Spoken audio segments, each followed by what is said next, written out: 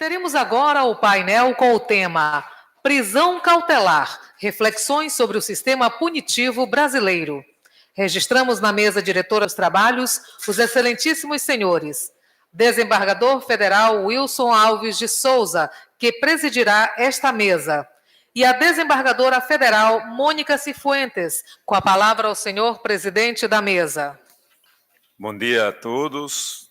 Quero agradecer o convite que a mim foi feito pela ESMAF para presidir essa sessão, que tem como conferencista a eminente colega, professora doutora Mônica Cifuentes, que redobra a minha alegria e a minha satisfação. A professora Mônica Cifuentes é juíza federal desde 1993 e desembargadora do Tribunal Regional Federal da Primeira Região desde março de 2010. É atualmente presidente da segunda sessão deste tribunal, que tem como competência o julgamento de ações criminais, improbidade administrativa e desapropriações. Além disso, é juíza de enlace no Brasil para a Conferência de Haia de Direito Internacional Privado. E nessa qualidade vem participando desde 2006 como membro da delegação brasileira nas reuniões da Comissão Especial para Análise da Implementação da Convenção de Haia de 1980, relativa ao sequestro internacional de crianças. Foi membro do grupo de especialistas designado pelo Escritório Permanente de Haia para a elaboração do Guia para as Comunicações Judiciais Diretas e membro do Comitê de Redação das Conclusões e Recomendações relativas à 7ª reunião da Comissão Especial para a Revisão da Convenção de 1980. É doutora em Direito Constitucional pela Universidade Federal de Minas Gerais e Faculdade de Direito de Lisboa, bem como mestre em Direito Econômico pela Universidade Federal de Minas Gerais. Especialista em Direito de Educação, em Lisboa, e em Tráfico Internacional de Pessoas, American University, Washington College of Law. Participou recentemente por um ano do Hubert Humphrey Fellowship Program da Comissão Fulbright nos Estados Unidos, tendo sido selecionado em concurso internacional. É membro do Conselho Curador do Instituto Vitor Nunes Leal e da Associação Internacional de Juízes de Família em Londres. É também membro da Rede Internacional de Juízes, da AIA e da IBERRAD, Rede Interamericana de Cooperação Jurídica Internacional. Possui livros e artigos jurídicos publicados no Brasil e no exterior. Passa então a palavra à doutora Mônica para a sua conferência, cujo título é Prisão Cautelar, reflexões sobre o sistema punitivo brasileiro. Bom dia a todos.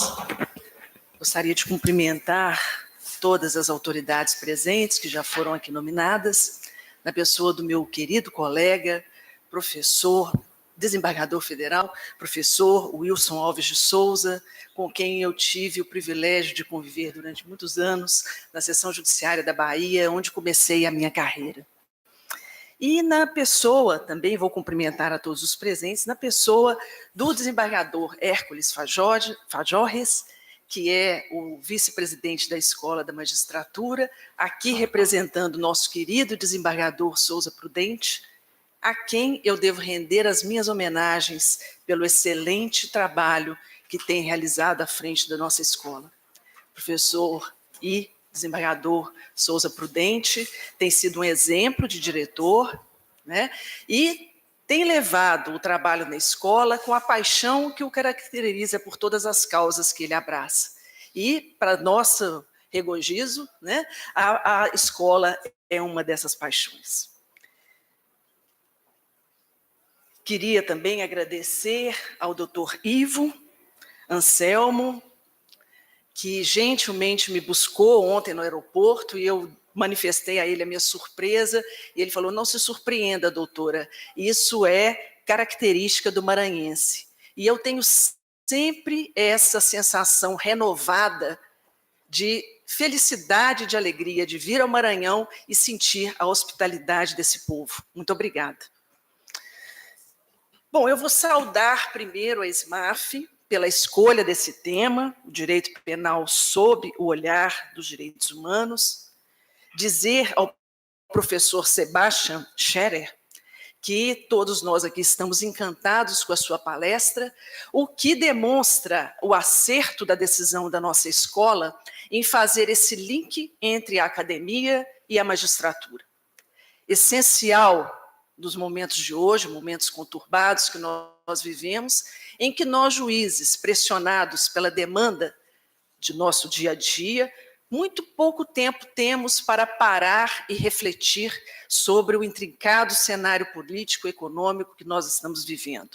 O professor Sebastian Scherer nos deu essa oportunidade aqui de fazer essa reflexão profunda, e tenho certeza que todos aqui gostariam de estar numa mesa redonda com ele, professor. Espero um dia ter o privilégio de participar disso, para debater a fundo essas suas ideias, principalmente sobre esse caráter tão transitório da democracia que nós pensávamos tão forte, nessa mudança para a anocracia, em que, como disse muito bem o professor, uma parte da sociedade hoje, se considera incluída nesse Estado social de direito, enquanto outra completamente dele alijada. A temática dos direitos humanos, infelizmente no Brasil, tem sido deixada a um nicho de pensamento considerado de esquerda ou progressista, quando, a meu ver, não deveria. A temática dos direitos humanos não tem ideologia, porque ela abarca os direitos de todos os seres humanos, enquanto indivíduos, enquanto seres vivos, anterior até mesmo ao seu processo de politização. Os juristas nos ensinam que o sistema punitivo do Estado tem como objetivo prevenir a criminalidade, protegendo os valores que a sociedade escolhe por meio da sua Constituição, que são essenciais à vida social, sem esquecer, no entanto, em nenhuma hipótese, as exigências fundamentais de respeito à dignidade da pessoa humana. O processo penal visa realizar a pretensão punitiva em face da ocorrência de um crime, que nada mais é do que a violação das normas de convivência pré-estabelecidas, e às quais o direito impõe a sanção máxima, que é a perda do que é fundamental ao homem, que é a sua disposição, é a disposição da sua liberdade. Mas o direito também visa garantir o próprio direito de liberdade, protegendo o cidadão contra a ação arbitrária da autoridade e assegurando amplamente ao suspeito e ao acusado o direito de defesa. Os direitos de liberdade são, os senhores todos sabem, todos nós aqui estudamos isso na escola, são direitos humanos. O processo penal é, em consequência, como dizia já o saudoso professor Heleno Fragoso, instrumento da defesa dos direitos humanos. Eu gostaria de direcionar essa minha pequena exposição, que antes de ser eu própria, uma modesta estudiosa do direito penal, digo que eu sou uma angustiada juíza criminal, que decide colegiadamente, em grau de recurso, ou individualmente, em habeas corpus e decisões monocráticas, sobre o direito à liberdade de outros seres humanos. E a pergunta que eu me faço, que creio que todos os nossos colegas que atuam no direito criminal fazem para si mesmos, quando estão diante de um habeas corpus ou de uma decisão que envolva a prisão de alguém, é a seguinte: para que ainda serve a prisão?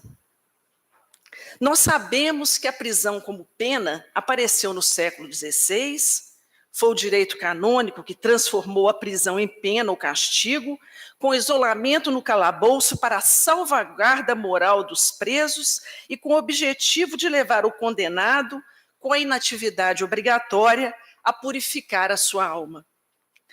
Então, a prisão com trabalho, ela tinha uma finalidade, aliás, a prisão sem trabalho, né? A prisão sem trabalho no escuro dos calabouços, ela tinha uma função intermediária, que era castigar o corpo para, com aquela solidão e aquele castigo, obter a purificação da sua alma.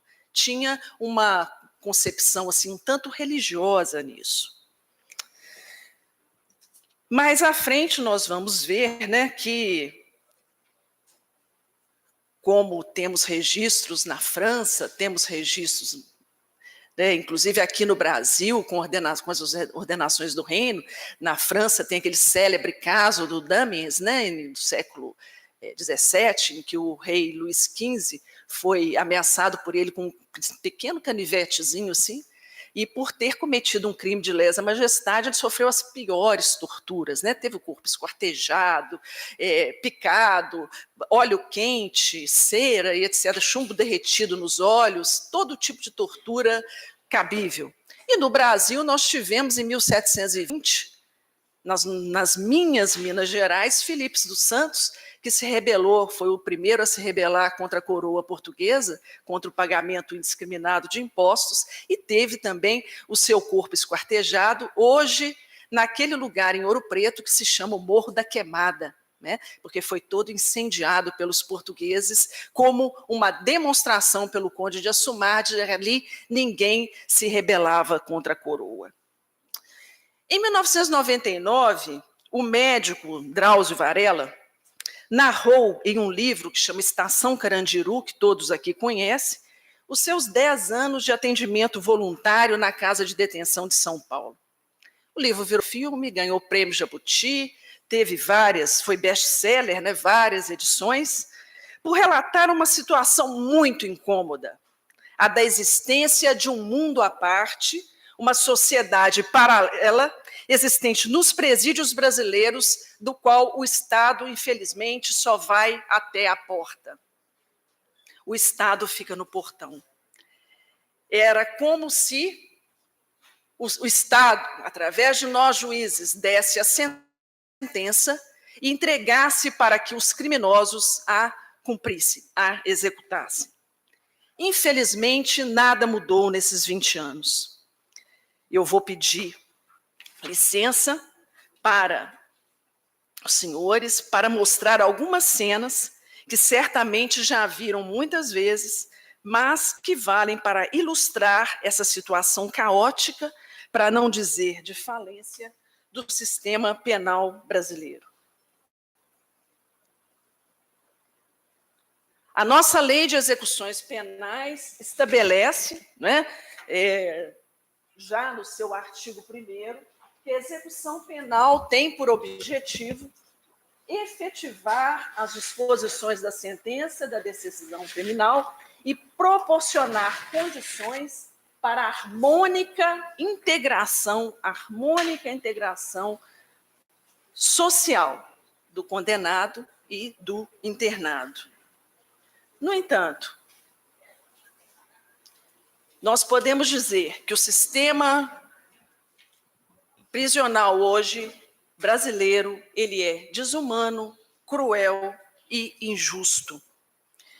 Ele é desumano porque hoje os presídios são um verdadeiro depósito de seres humanos, um aglomeramento de pessoas julgadas ou aguardando julgamento, em que o Estado não controla e tampouco consegue fornecer o mínimo de dignidade a que todo ser humano, santo ou pecador, tem direito de receber. Nada ficam a dever aos famigerados campos de concentração,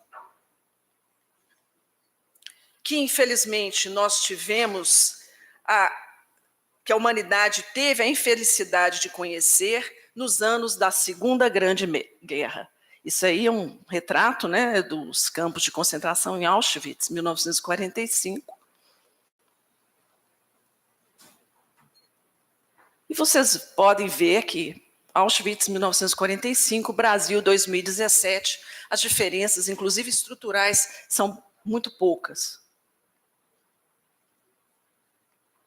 O sistema é cruel, porque se nós formos comparar a evolução do sistema punitivo como um todo, verificaremos que ele mudou muito pouco desde a Idade Média. As torturas corporais, que ali, né, que eram utilizadas a rodo na Idade Média, passaram talvez a ser um pouco mais discretas ou escondidas, mas nem por isso menos eficazes. Esse aí tem até no museu lá em Rotenburg, na Alemanha, não é? No Museu de Criminologia, né, professor? Que foi o que mais me impressionou, né? Porque a pessoa era colocada aí dentro, né? E ficava ali sangrando até morrer. É o Iron Maiden. Aqui, os instrumentos de tortura, né, da Idade Média. E a tortura brasileira hoje, né?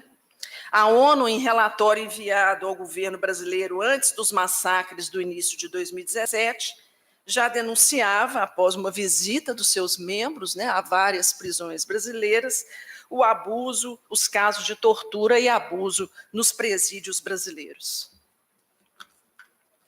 Agora, um dos aspectos que eu acho, assim, talvez não menos preocupantes, é a questão da injustiça. Isso aqui também tortura, né? Nossa. Essa é a tortura da vergonha, que na Idade Média, ali vocês vão ver, né, as máscaras da vergonha que eram utilizadas para os famosos crimes de adultério, crimes de pequenos furtos e etc., que as pessoas tinham de demonstrar né, passar a vexame perante a sociedade. E hoje em dia, que é a exposição da vergonha pública, que é através da divulgação dos julgamentos pela imprensa antes da sua conclusão, através da exposição e julgamento midiático, que fazem com que essas máscaras da vergonha que eram utilizadas na Idade Média sejam plenamente eficazes e capazes de produzir o mesmo efeito na vida hoje em dia, através das redes sociais e através da imprensa. Como eu ia dizendo, um dos aspectos que eu acho muito preocupante é a questão do sistema ser absolutamente injusto. Injusto, em primeiro lugar, no sentido de que não há justiça, no sentido da presença do poder do Estado dentro dos presídios. As prisões hoje estão entregues às facções criminosas.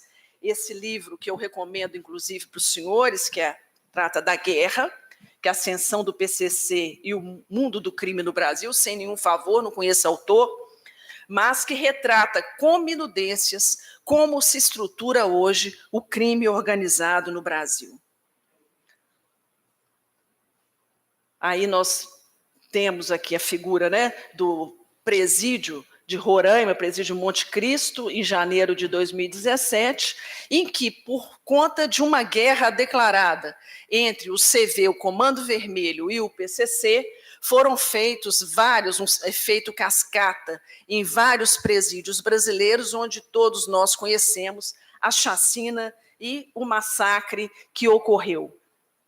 Essa é uma realidade triste hoje, né? Esses ali, pedaços de seres humanos que foram degolados, porque o Comando Vermelho e o PCC, os senhores sabem, eles tinham um pacto de não agressão e de convivência no comando do tráfico de drogas, que era de um não mexer com o outro, se respeitava, né?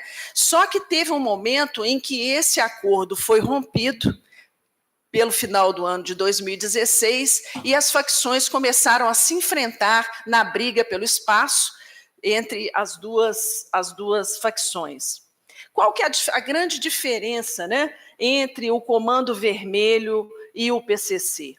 Começou porque o Comando Vermelho, em 1970, se iniciou nos presídios cariocas. Algumas pessoas dizem que, em razão que foram, inclusive, instruídos por aqueles presos políticos que ficavam lá em Ilha Grande e começaram a instruir para criar uma estrutura organizada no comércio de drogas do Rio de Janeiro, de forma que os criminosos, então, pudessem, através do crime, conseguir os seus objetivos, né, que era de formar uma sociedade mais onde houvesse essa hierarquia.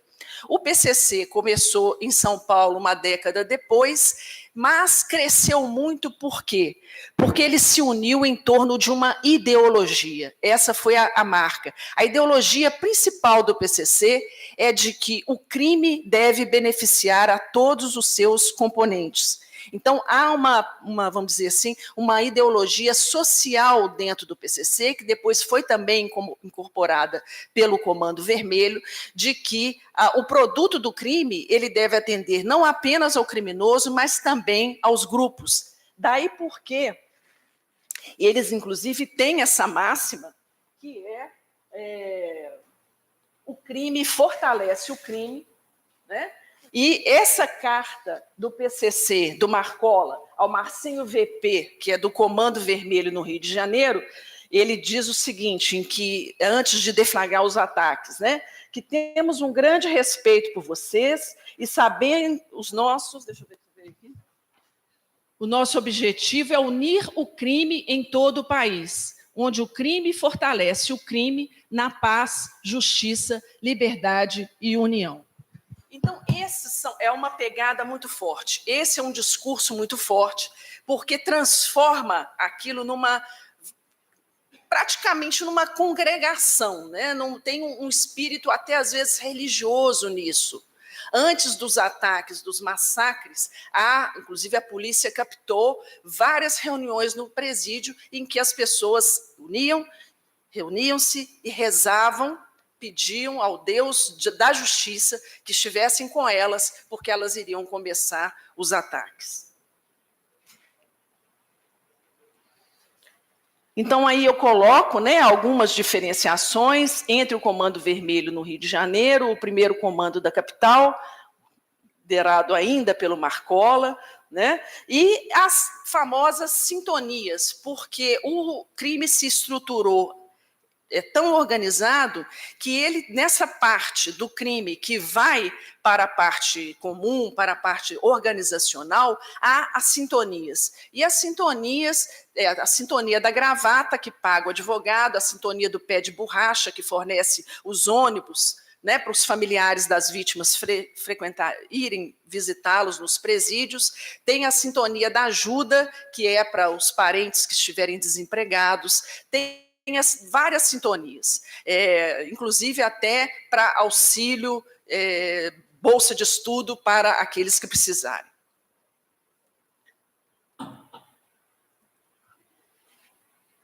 Isso aí é um trecho da carta do Marcola antes de iniciar o massacre, né? Que depois nós vamos falar sobre isso. Bom, há um documentário que está passando, inclusive agora, no Globo, que chama A Violência Encarcerada, em que passa vários desses números, como, por exemplo, o de que hoje nós temos no sistema prisional brasileiro cerca de 812 prisioneiros, sendo que 47,1% são provisórios, para um número de apenas 400 e poucas vagas, ou seja, o dobro de prisioneiros no número inferior de vagas em cerca de 2.600 presídios. Agora, esse sistema da injustiça, ele não decorre somente da execução. Essa injustiça ela está presente na própria falta de congruência do próprio sistema punitivo brasileiro. Eu me choco todas as vezes em que tenho um processo nas minhas mãos em que vejo uma pessoa que passou uma nota de R$50 num posto de gasolina, ter um início de pena por moeda falsa de 3 anos, né, pena mínima de 3 anos, é um crime contra a moeda, né? A moeda como símbolo de segurança nacional. Então, esse crime não pode se abaixar a pena, não posso aplicar o princípio da insignificância, nem abaixar abaixo do mínimo. E vejo um crime de tráfico de drogas, em que o indivíduo é pego com 10 quilos de cocaína, eu tenho de aplicar o tráfico privilegiado do artigo 33, parágrafo 4º da lei de drogas, né? E o crime, no final, a pessoa leva aí 1 ano e meio, 2 anos, e com direito, inclusive, até à suspensão condicional do processo, ou até à substituição por penas restritivas de direito. Então, além disso, essa injustiça se revela em crimes, nessa promiscuidade existente dentro dos presídios, em que criminosos violentos, criminosos ligados ao tráfico, convivem com os outros, que muitas vezes são criminosos pequenos, criminosos comuns, que fazem o quê? Para poder sobreviver nesse sistema, acabam sendo batizados nas facções, porque hoje em dia, dentro dos presídios brasileiros, você tem que, se você quiser sobreviver, se o criminoso quiser sobreviver, ele tem de se filiar a uma das facções. Se não se filiar, ele provavelmente vai morrer. Então, ele, através dessa filiação que se chama batismo, em que ele muitas vezes tem que pagar uma contribuição, os seus familiares têm que pagar essa contribuição mensal para a associação, ele então consegue a sua sobrevivência e a garantia de que os seus familiares também estão protegidos. Bom, tudo isso foi para dizer o seguinte: nesse quadro, se justifica a prisão, ou ainda mais a prisão cautelar, aquela que é decretada antes da sentença penal condenatória transitada em julgado? Eu não vou entrar aqui no debate, que ainda está sob o exame do Supremo Tribunal Federal, sobre se é constitucional ou não a prisão antes do trânsito em julgado, em face do princípio constitucional da presunção de inocência. Mas diante de um sistema como esse, acredito que todos os senhores aqui, de senhoras, devem estar convictos de que nenhum ser humano merece ser posto nessas condições, e o que nós tememos, talvez, não seja mais do que a prisão em si, as condições em que essa prisão ocorre. Eu ouso dizer que nenhum juiz, a não ser que não tenha algum desvio psicológico, me desculpe, fique imune à angústia de decretar uma prisão sabendo que o que vai enfrentar aquela pessoa é um sistema prisional dessa natureza. Bom, mas se o sistema é injusto, cruel e desumano, a prisão é ainda necessária? Essa pergunta sempre me vem à cabeça com esses debates todos que têm se travado na sociedade brasileira, se põe em julgamento ou se não põe, a questão da prisão em segunda instância.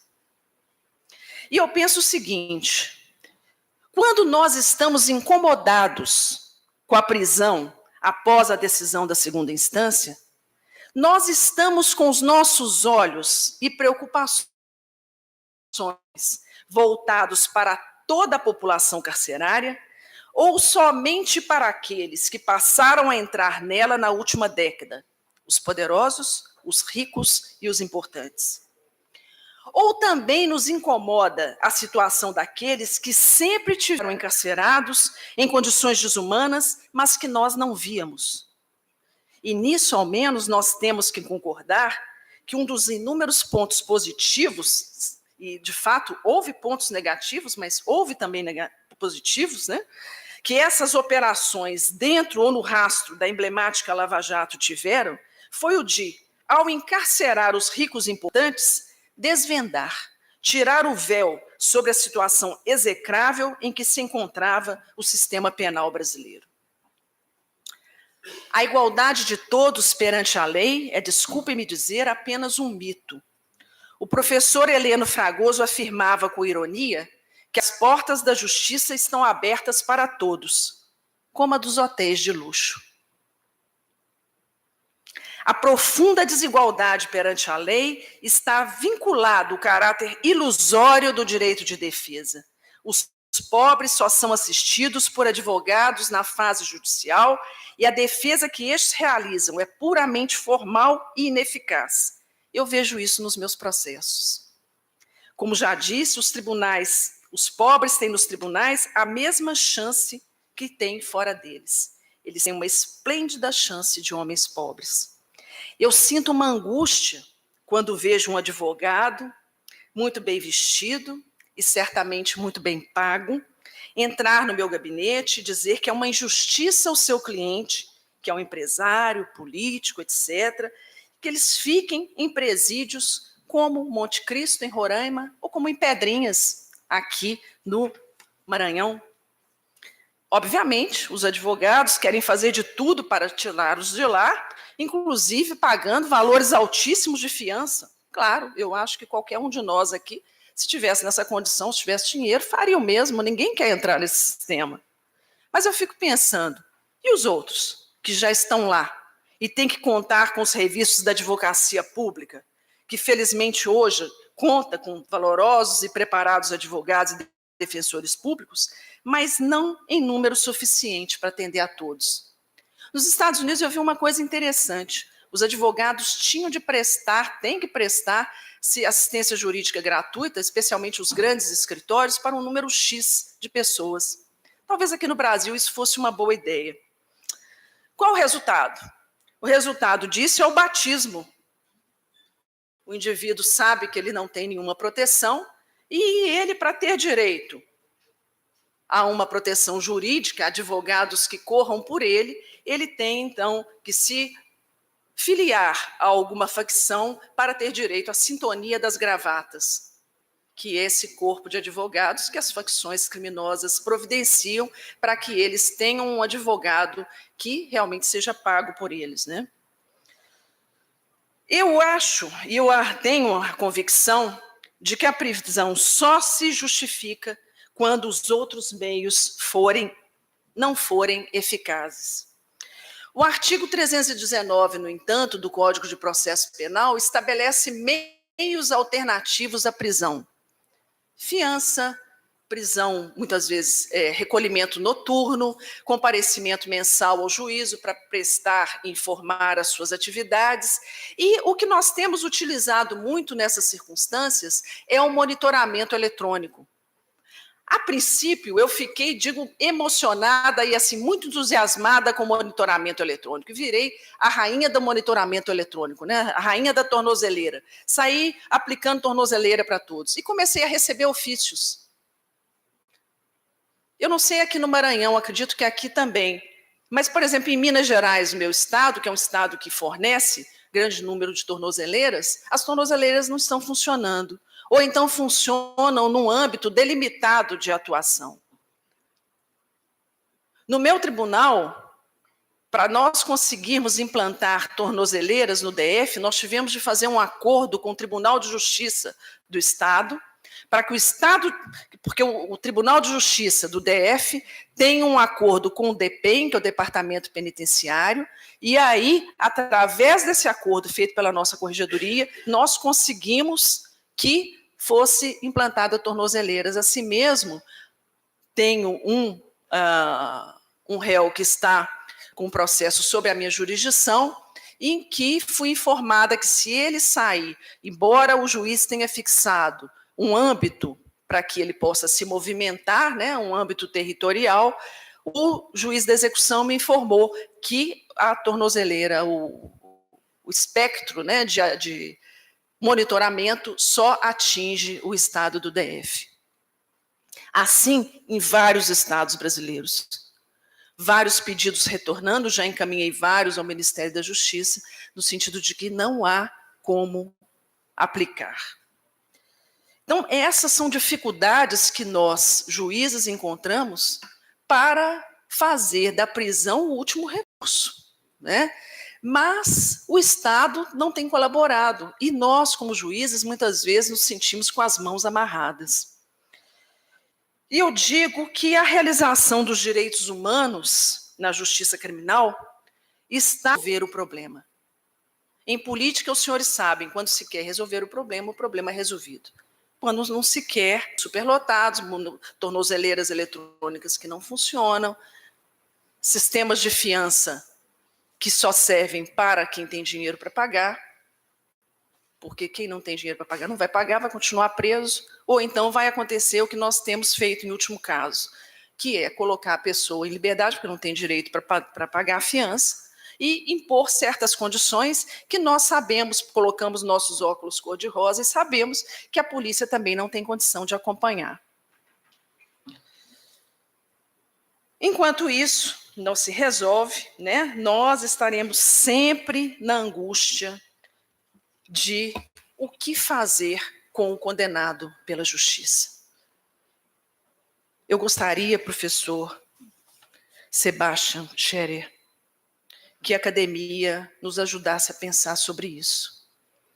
Porque no atual estado em que nós estamos, se não houver uma política forte do governo, no sentido de construção de presídios, de aparelhar a justiça criminal, nós, infelizmente, vamos continuar vivendo situações como essas e acho que, muito em breve, como o senhor mesmo disse aqui, né, nós passaremos para aquele mundo exclusivo de ricos e pobres, que hoje em dia nós vimos, né, a gente vê constantemente nos filmes de ficção científica, e a gente acha que é só ficção científica.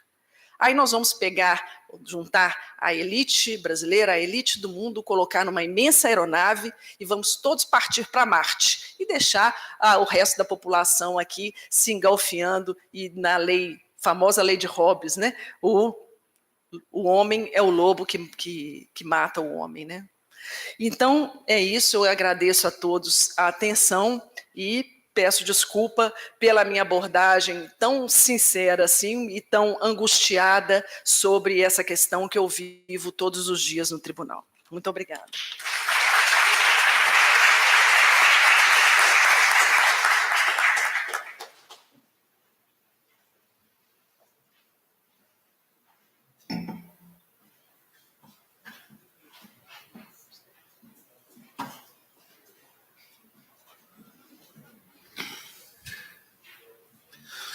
Eu quero parabenizar a doutora Mônica por sua brilhante exposição, que nos permitiu refletir um pouco mais, né, sobre a realidade do sistema prisional brasileiro, envolvendo, portanto, o dilema não só dos condenados, mas daqueles presos provisórios, né, ou que estão cumprindo pena em caráter provisório dentro desse sistema, envolvendo também o problema da igualdade, que no fundo é uma desigualdade real e que, portanto, exige também uma reflexão em torno, portanto, dessas perguntas que ela aqui formulou.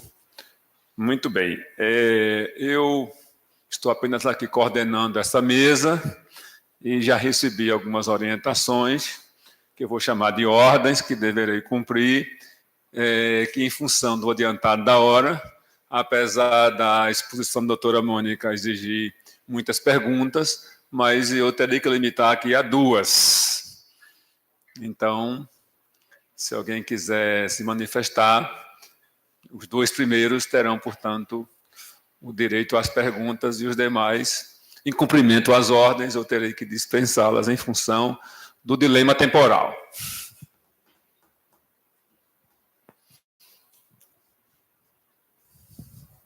Bom dia. Me chamo Regis, sou aqui atuo na primeira vara criminal aqui de São Luís.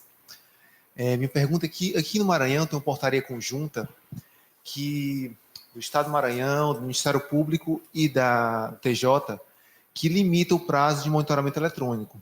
Ele disse que cabe 100 dias. É uma portaria local, né, regional. Indago a desembargadora Mônica se a desembargadora pensa que o monitoramento tem que ser temporário, qual um prazo razoável e se essa portaria conjunta regional se aplica à Justiça Federal. Como é que é seu nome? Luiz Regis. Bom, Regis, obrigada pela pergunta. Eu não sabia da existência dessa portaria conjunta aqui no Maranhão que delimitava temporalmente esse uso, né, do monitoramento eletrônico. O que eu posso dizer é o seguinte, que pela sistemática do Código de Processo Penal, especialmente o artigo 319, obviamente que o monitoramento eletrônico ele foi criado para ser provisório, né? Não se espera que haja um monitoramento. Aliás, eu acho que deveria haver, sim, uma reforma penal no sentido de tornar esse monitoramento eletrônico como, inclusive, uma forma de execução da pena, possibilitando, assim, que o condenado fosse acompanhado sem necessidade de estar dentro do presídio. Mas, por enquanto, no nosso sistema vigente, ele é uma medida simplesmente provisória. O que ele tem sido utilizado por mais de 100 dias, ou por mais tempo do que isso que previu, acredito que por um motivo até de restrição orçamentária se previu, né, 100 dias, porque com certeza não há tornozeleira eletrônica e nem capacidade do Estado de prover o monitoramento por mais tempo do que isso, em relação a tantos presidiários, ainda mais depois do que ocorreu em Pedrinhas, né? Eles devem estar, então, todos pedindo para colocar o monitoramento eletrônico. Foi o quê? Uma medida também política de esvaziamento dos presídios. Só que 100 dias, se você vai colocar um monitoramento desses, né, por 100 dias, para um preso que está fora do sistema carcerário, simplesmente por um problema de superlotação, ele não vai ser eficaz, a não ser que os juízes, como acredito que devem estar fazendo, estão pedindo renovação desse prazo eternamente, renova-se eternamente o prazo. Isso aí é o resultado bem esclarecedor da falência do sistema. Né? Nós não temos como atender a essa demanda, que, como você viu, se nós temos mais criminosos, o dobro, né, de criminosos do que o número de vagas, nós não temos como atender essa demanda. Aplica-se à Justiça Federal no sentido de que, como nós não somos os donos da execução penal, a execução penal nossa é feita através dos juízes estaduais, então nós temos de nos valer mesmo dos juízes estaduais para isso. Há um estudo no CNJ, inclusive a nossa corregedoria está fazendo isso. Aliás, isso começou até lá na Vara de Curitiba, em que a própria seção judiciária do Paraná, ela começou um contrato próprio entre a seção judiciária e a fábrica das tornozeleiras, né, em um acordo que eles fizeram lá, em que a própria seção judiciária estava tomando a si a execução penal e aplicando as tornozeleiras. Mas isso não é a regra. Nos outros estados brasileiros, pelo menos na primeira região, nós não fazemos assim. Embora nessa situação emergencial, alguma medida vai ter que ser feita. Eu agradeço a pergunta. Segunda pergunta, infelizmente última.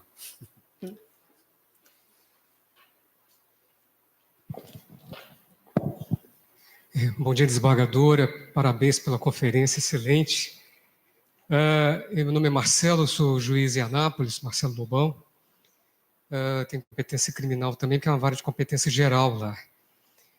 Há mais ou menos 1 ano e meio, eu fui convidado pela ministra Rosa Weber, do Supremo, para poder ajudá-la na estruturação de um voto relativo a uma ação direta de inconstitucionalidade que trata da indenização de presos pelo fato de permanecer em um sistema prisional como esse que a senhora retratou hoje aqui. Eu fiz uma proposta para ela de criarmos, né, que o Supremo criasse que eu chamei de fator de pena cumprida para evitar o pagamento de indenizações que, na verdade, só resultariam na drenagem de recursos do sistema, piorando ainda mais a situação que nós vivemos hoje. Né? Seria mais ou menos a ideia de a permanência de um preso num sistema como esse deveria ser reduzido o tempo em função da injustiça, da atrocidade do sistema, da situação desumana em que ele se encontra. Né? Eu não sei como a questão ficou, se isso foi levado a julgamento.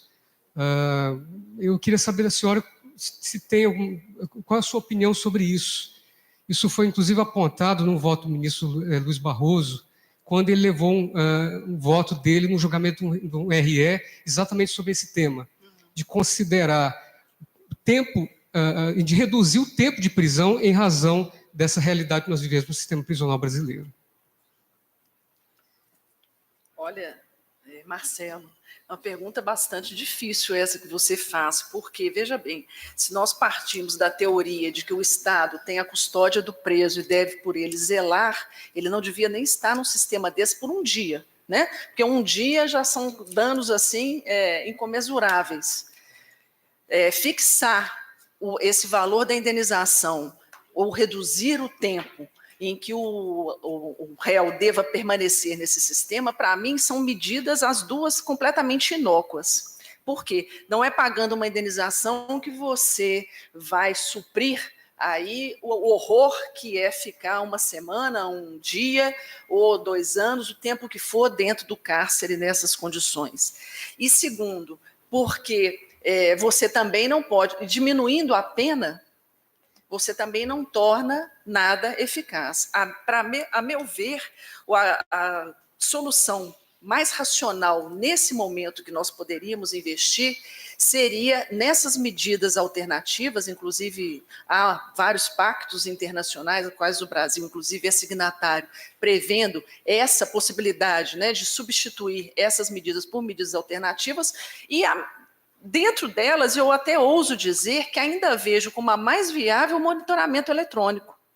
desde que o Estado se aparelhe para tal, né, que não terceirize essas medidas, como alguns estados estão fazendo, o que também dá margem para a criminalidade controlar o sistema, né? Então, nós temos de ver isso.